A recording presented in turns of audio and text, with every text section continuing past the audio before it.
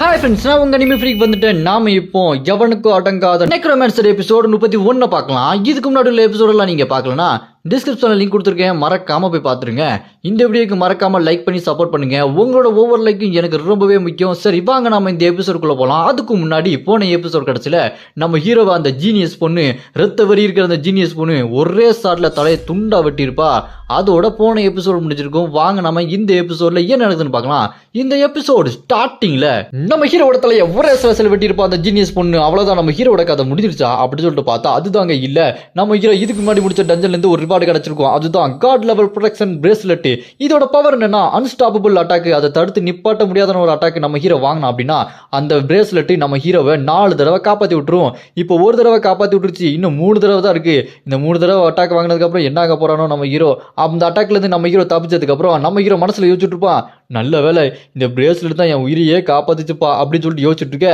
அந்த பக்கம் அந்த ஜீனியஸ் பொண்ணு நம்ம ஹீரோ பார்த்து, ஓ நீ இந்த அட்டாக்ல இருந்து தப்பிச்சிட்டியா, நீ ரொம்ப திறமசாலியா இருக்க, இது வரைக்கும் ஒன்ன மாதிரி ஒருத்தனை நான் பார்த்ததே இல்லையே, இன்னைக்கு எனக்கு செம ஃபன்னா இருக்க போகுது அப்படின்னு சொல்லிட்டு சும்மா நம்ம ஹீரோவை விரட்டி அட்டாக் பண்ணுவா பாருங்க. நம்ம ஹீரோ அந்த அட்டாக் எல்லாத்தையுமே டாச் பண்ணிக்கிட்டு அந்த ஜீனியஸ் பொண்ணை பார்த்து, நான் யார் நீ கேட்டியே, நீ யாருன்னு சொன்னியா, நீ யாருன்னு சொன்னா தானே நான் யாருன்னு சொல்ல முடியும், முதல்ல நீ யாருன்னு சொல்லுன்னு சொல்லிட்டு கேட்க. அதை கேட்டு அந்த ஜீனியஸ் பொண்ணும், ஆமா இல்ல நான் யாருன்னு நான் சொல்லவே இல்லைல்ல, நான் யாருன்னு சொல்றேன் கேளு, நான் பூமி நரகம் சொர்க்கம் இது எல்லாத்தையும் விட ரொம்ப வலிமையானவ, யாருக்கும் அடிபணியாதவ, நான் கிரேட்டஸ்ட் ஆஃப் ஆல் டைம், முடிவு எடுத்ததுக்கு அப்புறம் வருத்தப்படவே மாட்டேன், நான் தான் ஹெவன்லி டீமன் அப்படின்னு சொல்லிட்டு அவ சொல்ல. அதை பார்த்து நம்ம ஹீரோ, ஐயோ இவரோட பவர் பயங்கரமா இருக்கே, அந்த டேம் ஜுன்னு சொன்ன மாதிரி தான் இவர் ரொம்ப பயங்கரமா இருக்கா அப்படின்னு சொல்ல.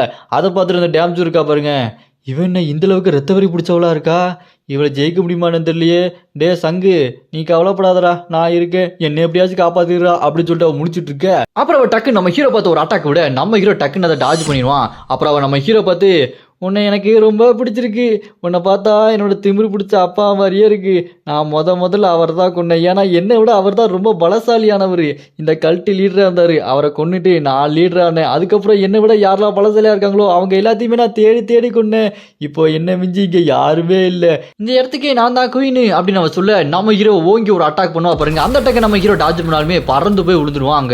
அங்கே கல்லுலாம் சதறி ஒரே புழுதியாக இருக்கு. அப்போ அவன் நம்ம ஹீரோ பார்த்து சொல்லிட்டு இருப்பா, நீ யாரையாச்சும் கொண்டிருக்கியா, உன்னோட ஃப்ரெண்ட்ஸு ரிலேட்டிவ்ஸு நிறையா பேரை கொண்டிருக்கியா, கொன்னா சூப்பராக இருக்கும் தெரியுமா, த்ரில்லிங்காக இருக்கும், கொல்ல இன்னும் நம்மளுக்கு ரொம்ப சந்தோஷமாக இருக்கும், எனக்கும் அப்படி தான் இருந்துச்சு தெரியுமா அப்படின்னு சொல்ல. அதை கேட்டு நம்ம ஹீரோ, என்ன அருவருப்பாக பேசிகிட்டு இருக்க, உனக்கு கொஞ்சம் கூட அறிவே இல்லை, நானும் ஒன்றை மாதிரி நினச்சியா, உனக்கும் எனக்கும் இருக்கிறது ஒரே ஒரு கோடு தான், கோர்ட்டுக்கு அந்த பக்கம் நீ, இந்த பக்கம் நான் ஸ்ட்ராங் ஆகணும், எல்லாரையும் காப்பாற்றணும்னு சண்டை போடுறேன், ஆனால் நீ பைத்தியக்காரி, சும்மா பைத்தியக்காரத்தனமா பேசிட்டு இருக்காத, நீ இப்படி வாழ்றதுக்கு பேசாம என் கையாலேயே செத்துரு அப்படின்னு சொல்லிட்டு நம்ம ஹீரோ டிராகன் சூட்டை போட்டு சும்மா மரண மாசம் அனுப்பான் பாருங்க. லுக்கு வெறித்தனமா இருக்கும், ஆற அல்லும். அப்புறம் அந்த ஜீனியஸ் பொண்ணு நம்ம ஹீரோவை தூரத்துல நின்று வெறிக்க பார்த்துட்டு இருக்க. நம்ம ஹீரோ டக்குன்னு அந்த டிராகன் ஃபயர் பிரித்த சும்மா பயங்கரமா விடுவான் பாருங்க. அதை அப்படியே போய் அவளை அட்டாக் பண்ண.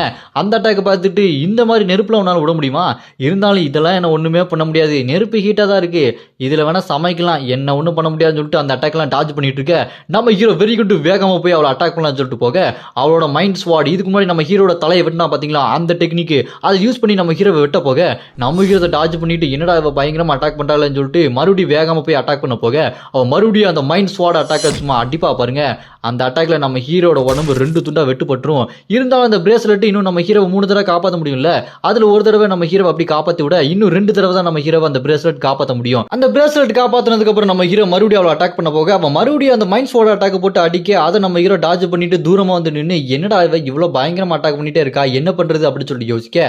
அப்பதான் அந்த டேம் ஜுன் வூ ஸ்வாடுக்குள்ள இருக்கிற சொல்லிட்டு இருப்பா, அவளோட அந்த ஸ்வாட் மூவ்ஸை பார்த்தா அவளோட ஹார்ட்டுக்குள்ளதான் மொத்த பவர் இருக்குன்னு நினைக்கிறேன், நீ அதை நல்லா உத்துப்பாரு அப்படின்னு சொல்ல. அப்பதான் நம்ம ஹீரோ ஆட்டை உத்து பார்த்ததுக்கு அப்புறம், ஓ இவ அவங்க அப்பா கொண்டதுக்கு அப்புறம் அந்த கல்ட்டு லீடர் ஆனாலே அங்க இருக்க எல்லாரோட ஃபியரை எனர்ஜி சேர்த்து இவ ஹார்ட்டுக்குள்ள வச்சிருக்கா போல இருக்கு, இவளோட ஹார்ட்டை உத்து பார்த்தா நான் அது மூலமா அந்த ஸ்வாட் மூவ்ஸை கண்டுபிடிக்கலாம்னு சொல்லிட்டு நம்ம ஹீரோ டிராகன் ஐயை யூஸ் பண்ணி அவளோட அந்த ஸ்வாட் ஹார்டை பார்க்கலாம்னு சொல்லிட்டு பார்த்தா நம்ம ஹீரோக்கு தெரிஞ்சிடும். இதுக்கப்புறம் அவளோட ஸ்வாட் மூவ் நம்ம ஹீரோ கண்ணுக்கு தெரியும். அதனால நம்ம ஹீரோ தைரியமா அவ கூட போய் சண்டைக்கு போக, அவளும் நம்ம ஹீரோ சண்டைக்கு வரும்போது நம்ம ஹீரோ அந்த ஸ்வாட் மூவ்லாம் தெரிஞ்சுக்கிட்டு அவளை அட்டாக் பண்ணிடுவாரு. அவ அதை பார்த்து டாஜ் பண்ணி பின்னாடி போய், பரவாயில்லையே இவ்வளோ கம்மியான நேரத்தில் என்னோட அந்த ஹார்ட் ஸ்வாடை கண்டுபிடிச்சிட்டியா அப்படின்னு சொல்லிட்டு கேட்க, அதை கேட்டு நம்ம ஹீரோ, நான் அதை கண்டு மட்டும் பிடிக்கல, அதை எப்படி அட்டாக் பண்ணணும்னு நான் தெரிஞ்சு வச்சுக்கிட்டேன் அப்படின்னு சொல்லிட்டு நம்ம ஹீரோ அந்த டிராகன் டெயில் மேஜிக் அட்டாக்கை யூஸ் பண்ணி அவளோட அந்த ஹார்ட் அப்படி கட்டி போட்டுருவாரு. அது அரை மணி நேரத்துக்கு ரீச் பண்ணவே முடியாது.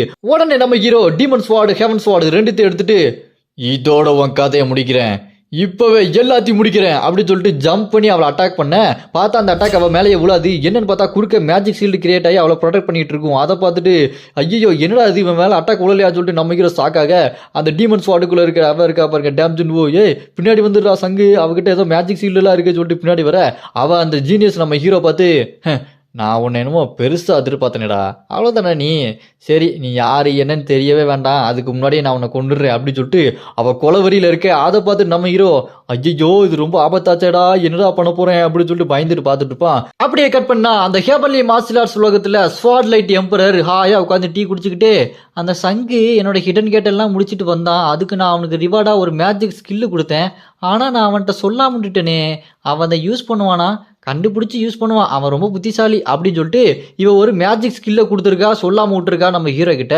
அப்படியே அங்கே கட் பண்ணா இந்த பக்கம் பார்த்தா நம்ம ஹீரோக்கு அவன் எங்கே இருக்கானே தெரியல, மறுபடியும் ஒரே டார்க்காக இருக்கு. அப்படியே நம்ம ஹீரோ குத்த வச்சுக்கிட்டு, ஐயோ இவ எங்கே போனானே தெரியலையே, என் கண்ணுக்கு சுத்தமாக தெரியல, கண்ணுக்கு தெரிஞ்சாலே இவ்வளோ ஒன்றும் பண்ண முடியாது, இப்போ என்ன பண்ணுறது அப்படின்னு சொல்லி புலம்பிட்டு இருக்க. அந்த ஸ்வாடுக்குள்ளே இருக்கிற அந்த டேம்ஜன் ஓ, இங்கே பாரு சங், நீ ரொம்ப புத்திசாலி, கொஞ்சம் கவனம் செலுத்து, உன்னோட பவரை யூஸ் பண்ணு, நீ கண்ணை மூடி அவளை தேடு, கண்டுபிடிக்கலாம், நீ உன்னை நம்பு அப்படின்னு சொல்லிட்டு அவள் சொல்ல, நம்ம இரவும் கண்ணை மூடி டிராகன் ஐஸை யூஸ் பண்ணி அவள் எங்கே இருக்கான்னு சொல்லிட்டு கான்சென்ட்ரேட்டாக ட்ரை பண்ண பார்த்தா அவள் அங்கே தான் இருப்பா.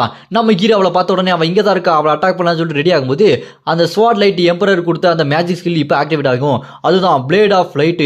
இதோட பவர் என்னன்னா, நிறைய ஸ்வாட் மாதிரி வந்து நம்ம ஹீரோ ஒரு எனிமியை டார்கெட் பண்ணனா இது ஆட்டோமேட்டிக்காக போய் அவங்களையே சேஸ் பண்ணி எங்கே போனாலுமே விரட்டி விரட்டி பிடிச்சிரும். அதுதான் இதோட மேஜிக் ஸ்கில் பவர். அப்புறமா அந்த மேஜிக் ஸ்வாடெல்லாம் அவளை பார்த்து விரட்டிட்டு போயிட்டு இருக்க. நம்ம ஹீரோ அதை பார்த்து, என்னடா அந்த மேஜிக் ஸ்கில் என்கிட்ட இல்லவே இல்லையே, எப்போ என்கிட்ட வந்துச்சு, இருந்தாலும் பரவாயில்ல ரொம்ப நல்லா இருக்குன்னு சொல்லிட்டு நம்ம ஹீரோ அவளை பார்த்து கையை கட்ட அந்த மேஜிக் ஸ்வாடெல்லாம் அவளை சுத்து போட்டு அப்படி நிப்பாட்டி வச்சிரும். அவள் முட்டி போட்டு நம்ம ஹீரோ பார்த்து, உன்னோட பவர்லாம் அவ்வளோதானா அப்படின்னு சொல்லிட்டு ஸ்ட்ரென்த் அண்ட் ஸ்வாட் டெக்னிக் அப்படின்னு சொல்லிட்டு ஒரு யூஸ் பாருங்க. அந்த மேஜிக் சீல்டு 2 துண்டா போயிடும், நம்ம ஹீரோவை வயிறும் அப்படி 2 துண்டா போயிடும். அப்புறம் அந்த ப்ரொடெக்ஷன் பிரேஸ்லெட் மூலமா நம்ம ஹீரோவை மறுபடியும் அதை ரிகவரி பண்ணி விட, இன்னும் ஒரே ஒரு தடவை தான் அந்த பிரேஸ்லெட் நம்ம ஹீரோவை காப்பாற்ற முடியும். நம்ம ஹீரோ இந்த அட்டாக்கை பார்த்துட்டு, இது என்ன புது அட்டாக்கா இருக்கு, என் கண்ணுக்கு அது தெரியவே இல்லையே, இவ்வளோ ஃபாஸ்ட்டாக இருந்தால் என்னடா பண்ணுவேன் அப்படின்னு சொல்லிட்டு நம்ம ஹீரோ மறுபடியும் அவளை அட்டாக் பண்ணுறதுக்காக அந்த ஸ்வாடை வச்சு பயங்கரமாக வெட்ட, மறுபடியும் பார்த்தா அவன் மேலே அட்டாக்கே விழாது, அந்த ஷீல்டு மேலே தான் அட்டாக் பண்ணும். அதை பார்த்துட்டு அவளோ, சபா டேய் உன் அட்டாக்லாம் என் மேலே விழாதுடா அப்படின்னு சொல்லிட்டு அவன் நம்ம ஹீரோவை அட்டாக் பண்ணுவா பாருங்க. நம்ம ஹீரோட உடம்பு சும்மா துண்டு துண்டா போயிடும். மறுபடியும் பார்த்தா அந்த ப்ரொடெக்ஷன் பிரேஸ்லெட் நம்ம ஹீரோவை காப்பாற்றிடும். அவ்வளோதான், அதோட பவர் மொத்தமாக முடிஞ்சிடும், அது அப்படியே காலியாகி காணாமல் போயிடும். இதுக்கப்புறம் அந்த ப்ரொடெக்ஷன் பிரேஸ்லெட் நம்ம ஹீரோவை காப்பாற்றாது. அப்புறமா அந்த ஜீனியஸ் பொண்ணு நம்ம ஹீரோ பார்த்து, அவ்வளோதானா, உன்னோட ஸ்கில் எல்லாத்தையுமே நீ யூஸ் பண்ணிக்கிட்டியா, அப்படின்னா இதுதான் உன்னோட முடிவு, சரி நீ உன்னோட சாவுக்கு ரெடியாரு, நான் உன்னை போட்டு தள்ள ரெடியாக இருக்கேன் அப்படின்னு சொல்லிட்டு அவளோட ஸ்வாட் எனர்ஜி அவளை அப்படியே ஒன்றா கொண்டு வந்துட்டு பாருங்க. அதை பார்த்துட்டு நம்ம ஹீரோ, ஐயோ என்ன நடக்குது இங்கே, இப்படியே போயிட்டு இருந்தா இவ கையால் என்ன செத்து போயிடுவேன், இவ்வளோ குலவரியா, இந்த அளவுக்கு ஒரு எனர்ஜி நான் பார்த்ததே இல்லையே, இப்போ என்ன பண்ணுறது, நான் வேற வழியில் எப்படியாச்சும் அட்டாக் பண்ணி ஆகணும்னு சொல்லிட்டு இருக்கும்போது ஸ்வாடுக்குள்ளே இருக்க அந்த டேம் ஜுன்வோ நம்ம ஹீரோ பார்த்து, கவலைப்படாத சங்கு, நம்ம 2 பேரும் ஒன்றா சேர்ந்து அவளை அட்டாக் பண்ணலாம் அப்படின்னு சொல்லிட்டு பேசிட்டே இருக்கும்போது அவள் பட்டாரும் நம்ம ஹீரோ வந்து அட்டாக் பண்ண வந்துடுவா. நம்ம ஹீரோ மறுபடியும் ஸ்வாடை வச்சு டாஜ் பண்ணிட்டு இருந்தாலுமே அவள் சட்டாருன்னு நம்ம ஹீரோவை ஒரு குத்துவா பாருங்க. அவ்வளோதானா, நம்ம ஹீரோட கதை முடிஞ்சிருச்சா அப்படின்னு சொல்லிட்டு பார்த்தா அப்போதாங்க நம்ம ஹீரோ அந்த லாஸ்ட் ஸ்டாண்ட் அந்த ஸ்கில்லை யூஸ் பண்ணுறான். இதுக்கு முன்னாடி நம்ம ஹீரோட தலை துண்டா போனதுக்கப்புறம் யூஸ் பண்ணி ஃபுல்லாக ரிகவரி ஆயிருப்பான். அதை யூஸ் பண்ணி இப்போ நம்ம ஹீரோ ஃபுல்லாக ரிகவரி ஆக இப்போ அந்த லாஸ்ட் ஸ்டாண்டு அது ரிகவரி ஆகிறதுக்கு 1 வாரம் ஆகும். அவ்வளோதான், நம்ம ஹீரோகிட்ட இருந்த அந்த கடைசி ஆயுதத்தை யூஸ் பண்ண இப்போ நம்ம ஹீரோ அவளை பார்த்துட்டு, நான் என்னதான் இப்போ ஹீல் ஆனாலும் அவளை பார்க்கும்போது எனக்கு பயமாக தான் இருக்குது, அவள் கைக்குள்ளே இருக்கிற ஒரு சின்ன பொம்மை மாதிரி தான் எனக்கு ஃபீல் ஆகுது, நான் இப்போ என்ன பண்ண போகிறேன் அப்படின்னு சொல்லிட்டு நம்ம ஹீரோ கவலைப்பட்டு இருக்கும்போது ஸ்வாடுக்குள்ளே இருக்க டேம்ஜன் நீ கவலைப்படாத, நம்ம அவள் யூஸ் பண்ண அந்த ஸ்ட்ரென்த் அண்ட் ஸ்வாட் அந்த டெக்னிக்கை யூஸ் பண்ணலாம்னு சொல்லிட்டு நம்ம ஹீரோ அந்த ஸ்வாடை வச்சு யூஸ் பண்ணலாம் ரெடியாக இருக்க. அதை பார்த்துட்டு அவருக்கா பாருங்க ஜீனியஸு, ஐயா இதெல்லாம் என் மேலே ஒர்க் அவுட் ஆகாது, ஆனால் பரவாயில்லையே நீ அந்த ஸ்ட்ரென்த் அண்ட் ஸ்வாட் டெக்னிக்கை அப்படி காப்பி பண்ணிக்கிட்டியே, ஆனால் நான் உங்ககிட்ட 3 டெக்னிக்கை யூஸ் பண்ணேன் அப்படின்னு சொல்லிட்டு பேச ஆரம்பிக்க நம்ம ஹீரோ அதை கேட்டு கடுப்பாகி, நீ சொன்னதுக்கு ரொம்பவே தேங்க்ஸ், இப்போ பொத்திக்கிட்டு என்கிட்ட அடி வாங்கு அப்படின்னு சொல்லிட்டு நம்ம ஹீரோ அவளை போய் அட்டாக் பண்ண போக மறுபடியும் அவள் மேஜிக் ஷீல்டு அப்படி காப்பாற்றி விட்டுரும். அப்போ அந்த ஜீனியஸ் பண்ணி நம்ம ஹீரோ பார்த்து, சோப்பா நான் என்னமோ நான் பெரிய புத்திசாலி நினைச்சா நீ என்னடா இவ்வளோ முட்டாளா இருக்கேன்னு சொல்லிட்டு அவள் ஸ்வாடை வச்சு நம்ம ஹீரோ மறுபடியும் அட்டாக் பண்ண நம்ம ஹீரோ அதை டாஜ் பண்ணிட்டு ஹோலி லைட் டெக்னிக்னு சொல்லிட்டு ஸ்வாட்லேருந்து அந்த அட்டாக் விட அது போய் பயங்கரமாக வெடிச்சு சதறும். அவ்வளோதான், இந்த அட்டாக்லேருந்து அவள் தப்பிக்க முடியாது அப்படின்னு சொல்லிட்டு பார்த்தா அந்த புகை மூட்டத்துக்குள்ளேருந்து செம்ம ஸ்பீடாக ஓடி வந்துட்டு நான் உன்னை பெரிய ஆள் நினச்சது ஏன் முட்டாள்தனம், இந்த அதை வாங்கிக்கன்னு சொல்லிட்டு ஓங்கி ஒரு குத்துடுவா பாருங்க நம்ம ஹீரோ வயிற்றுலேயே. நம்ம ஹீரோ வாயிலேருந்து ரத்தம் தெரிக்க பறந்து போய் அங்கே பாறையில் முட்டி கீழே விழுந்துருவான். அப்போ நம்ம ஹீரோட அந்த டிராகன் சூட்டோட பவர்லாம் போய் நம்ம ஹீரோ அந்த முறிமோட சூட்டில் உட்காந்துட்டு இருப்பான். நம்ம ஹீரோவோ இதுக்கப்புறம் என்னால் ஒன்றுமே பண்ண முடியாது, இவ்வளோ என்னால் ஜெயிக்க முடியாது, இவ என்னை விட ரொம்ப பவர்ஃபுல்லாக இருக்கா அப்படின்னு சொல்லி நம்ம ஹீரோ உட்காந்துக்க அந்த டேம்ஜின் ஸ்வாடுக்குள்ளே இருக்கிறவளோ நீ இப்படி பேசாத, நம்ம 2 பேரும் ஒன்றா சேர்ந்து அவளை ஜெயிக்கலாம் அப்படின்னு சொல்லிட்டு ரொம்ப மோட்டிவேட்டாக பேசிகிட்டு இருப்பா. அதை கேட்டு நம்ம ஹீரோ நீ என்ன பேசினாலும் அதுக்கு அர்த்தமே இல்லை, என்னால் அவளை தோக்கடிக்கவே முடியாது அப்படின்னு சொல்ல அதை பார்த்துட்டு அந்த ஜீனியஸ் பண்ணும் உன்னை பார்த்தா இதுக்கப்புறம் உன்னால் ஒன்றுமே பண்ண முடியாது போல இருக்கே, உன் மூஞ்சா பார்த்தாலே தெரியுது நீ விரக்தியின் உச்ச கட்டத்துக்கு போயிட்டியடா அப்படின்னு சொல்லிட்டு நம்ம ஹீரோ பார்த்துட்டு இருக்க.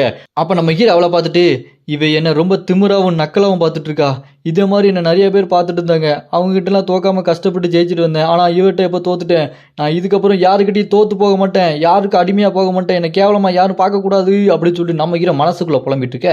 அப்போ மனசுக்குள்ளே வர அந்த டேம்ஜின் அங்கே மனசுக்குள்ளே வந்து நம்ம ஹீரோ கிட்ட நானும் அப்படி தான் இருக்குன்னு நினைக்கிறேன், நம்ம 2 பேரும் ஒன்றா சேர்ந்து எப்படியாச்சும் முன்னுக்கு வரலாம், நீ இந்த மாதிரி ரொம்ப சோர்ந்து போய் இருக்காத, நீ நான் பேசுறத ரொம்ப கவனி, நீ ஏன் நான் பேசுறதை கவனிக்கவே மாட்டேங்கிற, உனக்குள்ள ஒரு தீ இருக்கு, அந்த தீயை வெளியே கொண்டு வா, இப்படி இருக்காத அப்படின்னு சொல்லிட்டு நம்ம ஹீரோவை மோட்டிவேட் பண்ணிட்டு இருக்க. நம்ம ஹீரோவும் ஆமா எனக்குள்ள ஒரு தீ இருக்கு, அதை நான் வெளியே கொண்டு வரேன் அப்படின்னு சொல்லிட்டு இருக்க. அப்போ அந்த டேம்ஜூன் நம்ம ஹீரோவை பார்த்து நீ எதை நோக்கி ஓடிட்டு இருந்த, உனக்கு என்ன வேணும் சொல்லு, ஏன் இப்படி ஓடிட்டு இருந்த சொல்லு அப்படின்னு சொல்லிட்டு கேட்க. அதை கேட்டு நம்ம ஹீரோவோ நான் ரொம்ப ஸ்ட்ராங் ஆகணும்னு நினச்சேன், என்னை யாருமே தோக்கடிக்க கூடாதுன்னு நினச்சேன் அப்படின்னு சொல்லிட்டு இருக்க. அப்படின்னு அதை நோக்கி ஓடு அப்படின்னு சொல்ல நம்ம ஹீரோவும் ஆமாம் நான் என்ன யாரையுமே தோக்கடிக்க முடியாத அளவுக்கு ரொம்ப ஸ்ட்ராங் ஆகணும்னு நினச்சேன், நான் அதை நோக்கி தான் போக போகிறேன், நான் இதுக்கப்புறம் சோர்ந்து போய் நிற்க மாட்டேன் அப்படின்னு சொல்லிட்டு இருக்க. அதை பார்த்துட்டு அந்த டேம்ஜின்வும் ஆமாண்டா இதே மாதிரி தான் சூப்பர், நீ இப்படி எந்திரிச்சு வா, உன் மனசுக்குள்ளே இருக்க அந்த ஈரில் உடச்சிட்டு வெளியே வா, நீ ஒரு அடையாளம், நீ ஒரு சாதனையாளன், வாடா அப்படின்னு சொல்லிட்டு மோட்டிவேட் பண்ண.